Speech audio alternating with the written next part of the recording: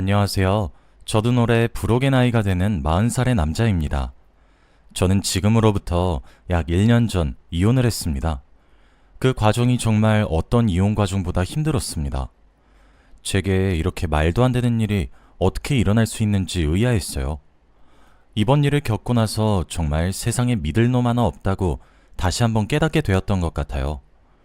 솔직히 여기서 사연을 들어보면 남자분들이 사연을 써서 보내는 숫자보다 여자분들이 써서 보내는 숫자가 훨씬 더 많다고 생각을 하고 있어요. 하지만 분류는 남녀 차이의 숫자와 잘 어울리지 않는다고 생각합니다.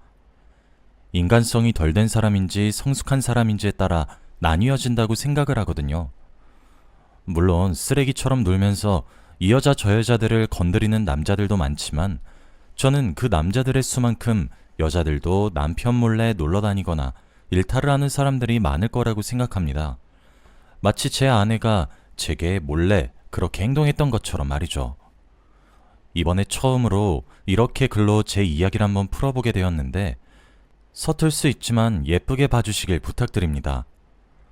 저는 결혼을 하면 제 생활이 조금이라도 더 윤택해지고 더 나아질 줄 알았습니다.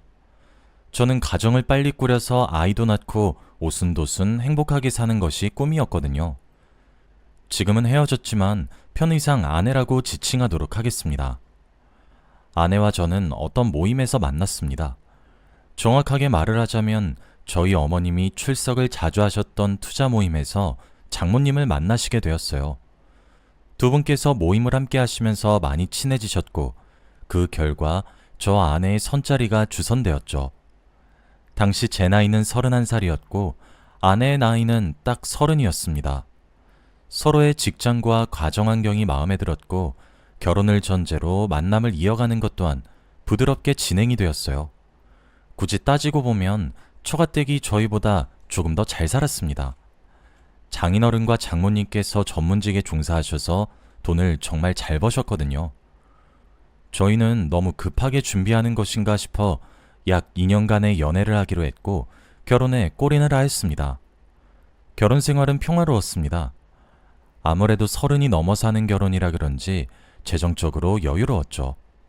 아내와도 적당히 서로를 알아가는 시간을 가진 이후에 결혼을 하게 된 터라 좋았습니다. 저희 본가와 처가댁에서도 넘칠 만큼 금전적으로 도움을 주시기도 하셨고요. 그렇게 신혼기간을 보냈어요. 저희는 아이를 간절히 바라고 있었는데 도통 아이의 소식은 찾아오지 않았죠. 그러던 와중 장모님의 건강에 이상 신호가 왔다는 사실을 아내가 전해주었습니다. 그러면서 제게 부탁을 하더라고요.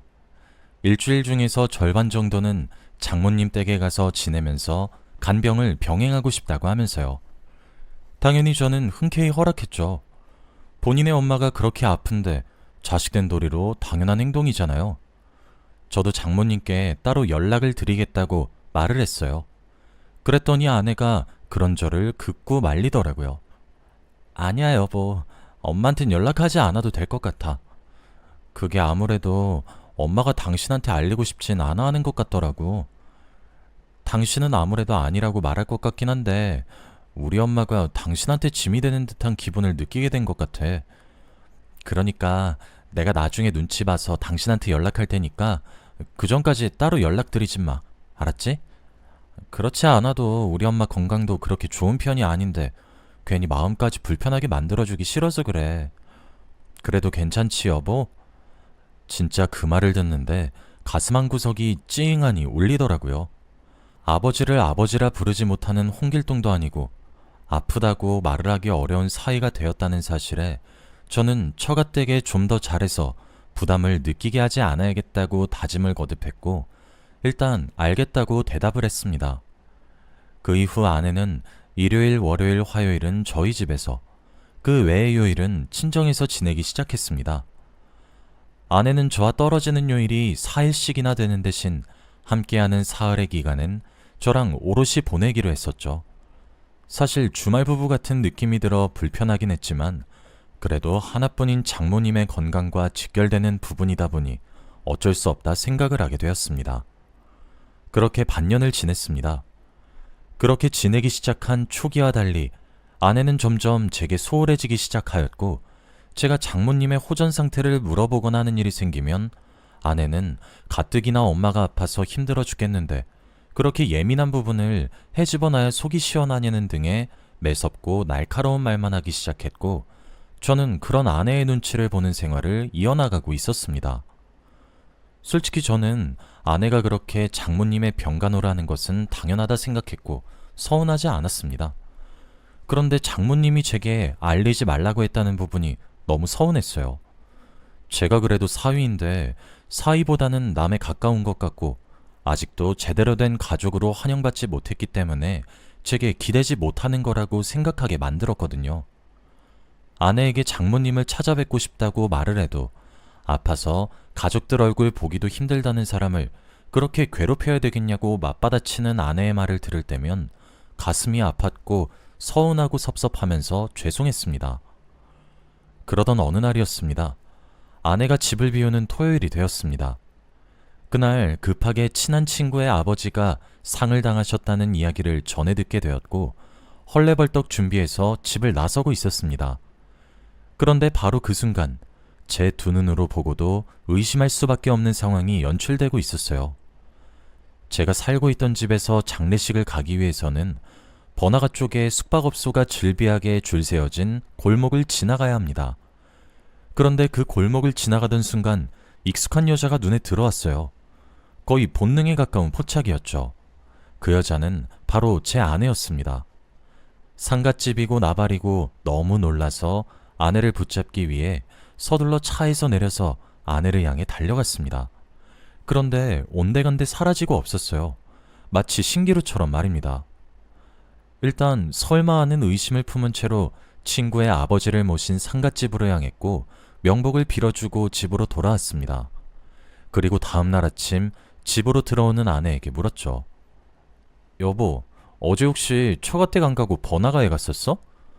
제 질문에 아내의 눈썹이 잠시 꿈틀거리는 듯 싶더니 여보, 진짜 제발 사람 짜증나게 좀 하지 마.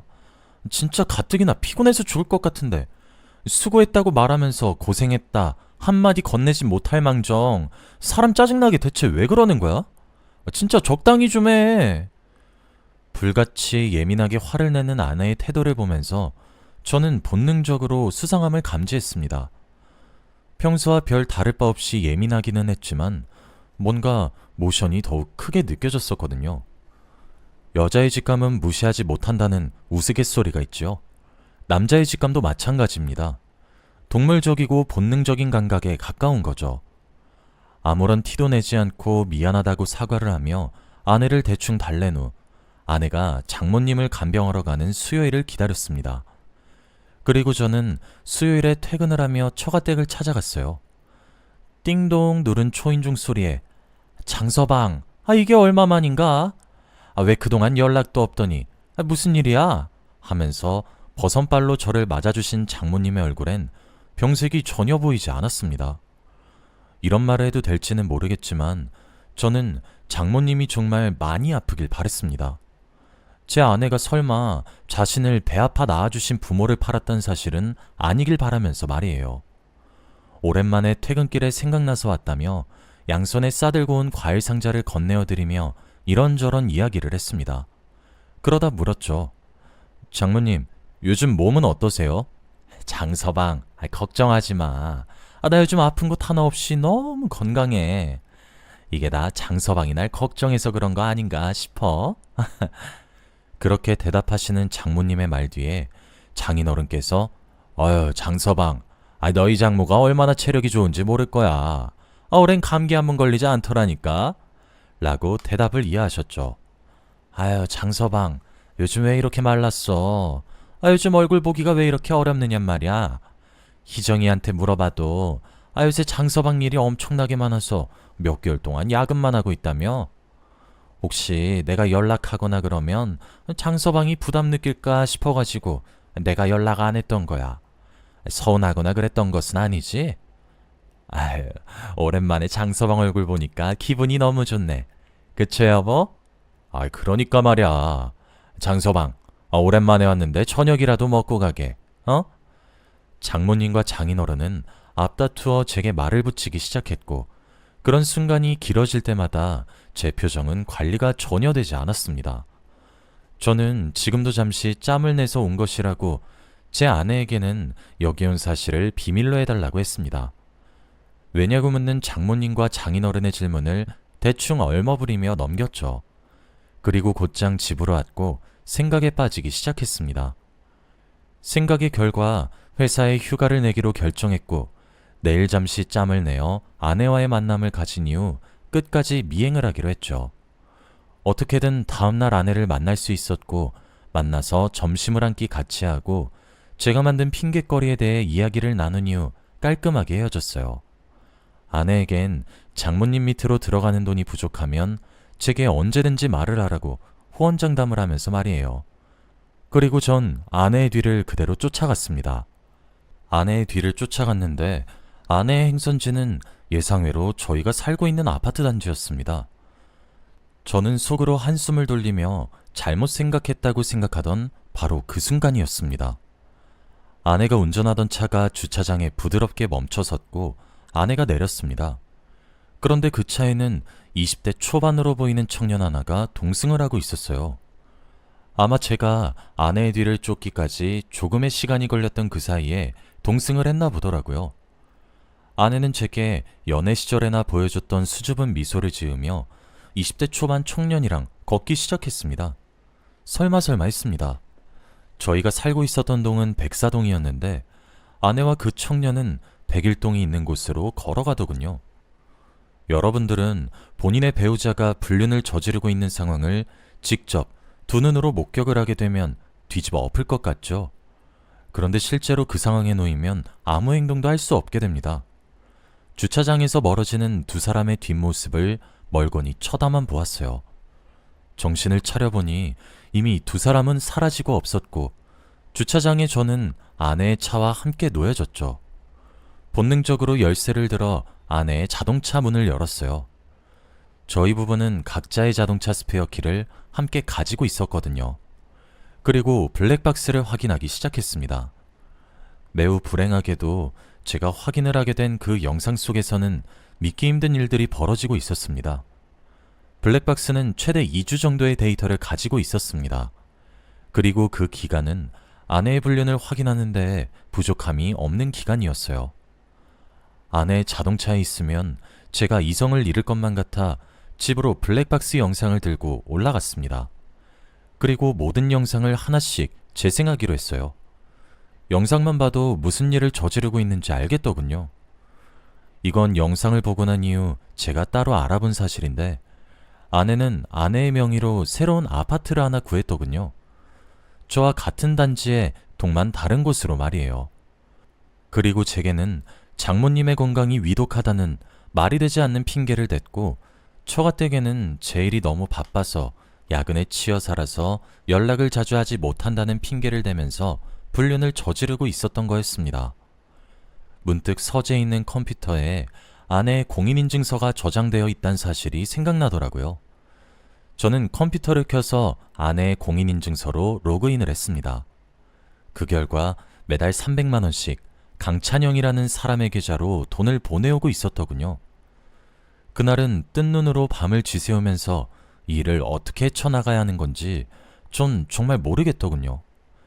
그리고 그 시간은 짧은 시간이었지만 제가 결정을 내리기까지 충분한 시간이었습니다. 저는 위로 누나가 한 명 있어요. 적으로 만나면 정말 힘들겠지만 제 편일 때는 세상 그 누구보다 든든한 사람인 누나죠. 저는 누나에게 만나자고 요청했고 누나를 만나 모든 이야기의 전말을 말해주었습니다. 당연히 누나는 분노했습니다. 저의 누나의 절친인 미연이 누나가 있는데 그 누나가 이혼 전문 변호사입니다.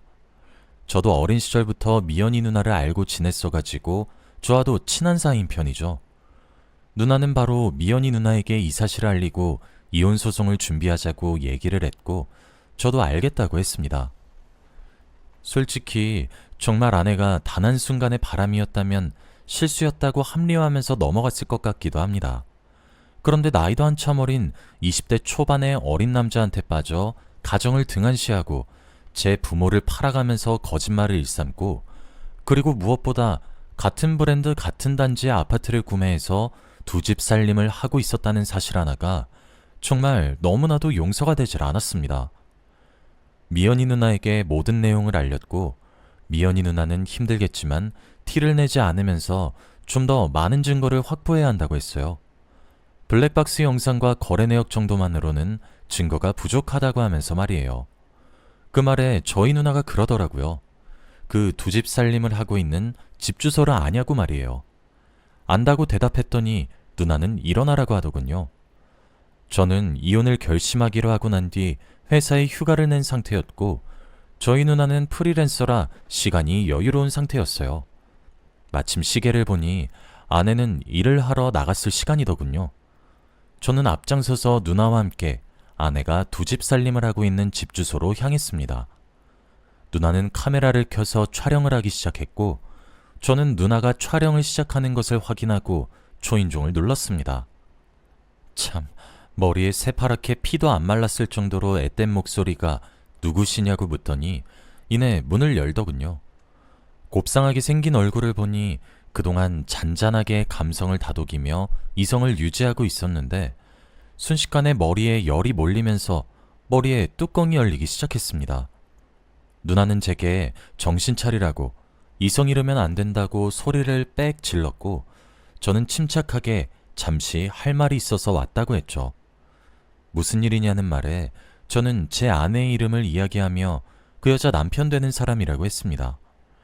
순식간에 사색이 되는 애새끼 얼굴을 보고 잠시 들어가서 이야기 좀 하자고 했더니 나가라고 문전박대를 하더군요.